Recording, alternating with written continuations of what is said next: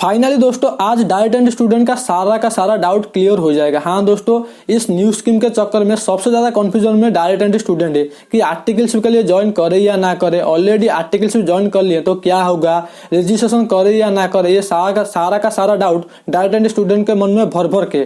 ठीक है दोस्तों, फाइनली आज के इस वीडियो से आपका सारा डाउट क्लियर हो जाएगा। अगर आप एक डाइट एंड स्टूडेंट हो तो आपको क्या करना है कि इस वीडियो को लाइक करना है और इस वीडियो को ध्यान से लास्ट तक देखना है। अगर आप ये वीडियो को ध्यान से लास्ट तक देख लोगे तो आपका सारा का सारा डाउट क्लियर हो जाएगा। तो चलिए दोस्तों वीडियो को आगे बढ़ाते हैं। दोस्तों वीडियो को आगे बढ़ाने से पहले मैं आपको एक रिक्वेस्ट करूंगा, प्लीज चैनल को सब्सक्राइब कर दीजिए क्योंकि ये एक नया चैनल है और आप ही का ही चैनल है। दोस्तों अगर आप सब्सक्राइब नहीं करोगे तो चैनल ग्रो कैसे होगा। तो चैनल को ग्रो करने के लिए प्लीज चैनल को सब्सक्राइब कर दीजिए, मेरी आपको एक रिक्वेस्ट है। ठीक है, तो चलिए दोस्तों वीडियो को आगे बढ़ाते हैं। दोस्तों वो सभी डाइट एंड स्टूडेंट को मैं मेनली 3 कैटेगरी में डिवाइड कर दिया हूँ। तो देख सकते हो, पहला कैटेगरी जिन्होंने ऑलरेडी आर्टिकलशिप ज्वाइन कर दिए हैं, दूसरा कैटेगरी जिन्होंने रजिस्ट्रेशन तो कर लिए लेकिन आर्टिकलशिप ज्वाइन नहीं किए। ठीक है, तो तीसरा कैटेगरी जिन्होंने अभी तक रजिस्ट्रेशन नहीं किए। तो ये 3 कैटेगरी में आप किसी ना किसी कैटेगरी पे तो जरूर फॉलो करोगे, ये 100% मैं श्योर हूँ। तो इन तीनों केस में क्या होने वाला है तो चलिए वो सब डिस्कशन करते हैं। चलिए सबसे पहले बात करते हैं जिन्होंने ऑलरेडी आर्टिकलशिप ज्वाइन कर दिए तो उनका आर्ट कौन सा बनेगा। तो दोस्तों उनका आर्ट November 23 ही बनेगा, चाहे ओल्ड कोर्स हो या न्यू कोर्स हो, उनका आर्ट November 23 ही बनेगा। उनका आर्टिकलशिप पीरियड 3 साल का ही रहेगा। और मान लो November 23 से न्यू स्कीम आ जाते हैं जिसका चांस बहुत ही ज्यादा हाई है, तो उन केस में क्या होगा कि उनको ऑटोमेटिक कन्वर्ट कर दिया जाएगा न्यू स्कीम के लिए। तो वो आप चिंता करने की जरूरत नहीं है, वो आईसीआई खुद ही आपको ऑटोमेटिक कन्वर्जन कर देगा न्यू स्कीम में।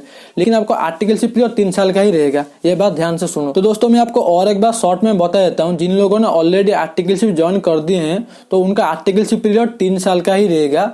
अगर न्यू स्कीम आ जाता है तो उनको ऑटोमेटिक तो न्यू स्कीम में कन्वर्ट कर दिया जाएगा, लेकिन उनको सिर्फ स्टडी मटेरियल ही न्यू स्कीम के हिसाब से ही होगा। वो न्यू स्कीम के हिसाब से सिर्फ एग्जाम दे पाएंगे, लेकिन उनका आर्टिकलशिप पीरियड 3 साल का ही रहेगा ओल्ड स्कीम के हिसाब से, अगर आपने ऑलरेडी आर्टिकलशिप ज्वाइन कर दी हो। ठीक है दोस्तों, और एक इंपॉर्टेंट बात, आपको एक्स्ट्रा 1 ईयर की आर्टिकलशिप करना नहीं पड़ेगा सीओपी के लिए, क्योंकि न्यू स्कीम में सीओपी के लिए एक्स्ट्रा 1 साल करना पड़ेगा आर्टिकलशिप, आपको वो नहीं करना पड़ेगा। ये बात ध्यान से सुनो। तो ये सिनेरियो है जिन लोगों ने ऑलरेडी आर्टिकलशिप ज्वाइन कर दिए। अभी चलो उन लोगों की बात करते हैं जिन्होंने रजिस्ट्रेशन कर लिए, आईटीओटी ट्रेनिंग भी कर लिए लेकिन आर्टिकलशिप ज्वाइन नहीं किए।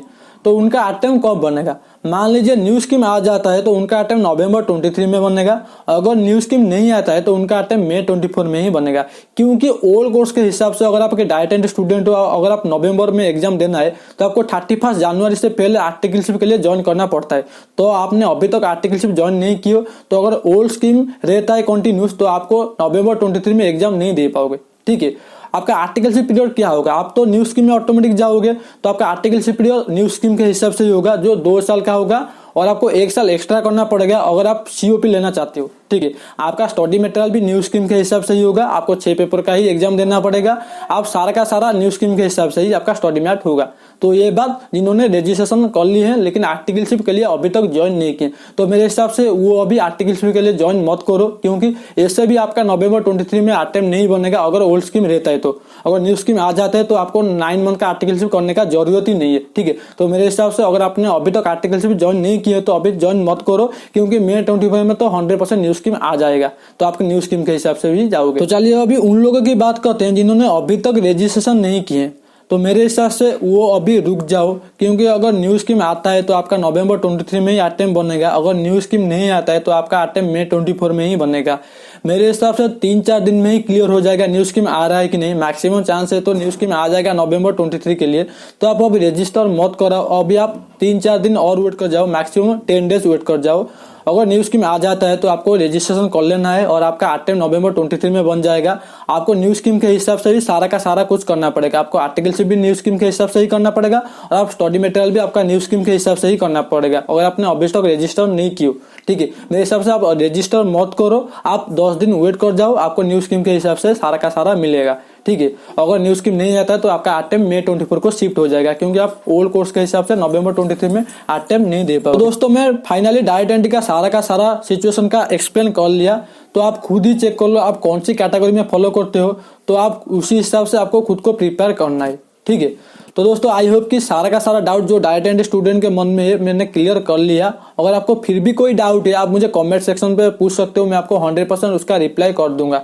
ओके तो दोस्तों आज के लिए बस इतना ही था। मुझे उम्मीद है कि वीडियो आपको पसंद आया होगा। अगर आपको वीडियो पसंद है तो वीडियो को जरूर लाइक कर देना और प्लीज यार चैनल को जरूर सब्सक्राइब कर देना। तो चलिए दोस्तों मिलते हैं अगले वीडियो में, तब तक के लिए शुक्रिया।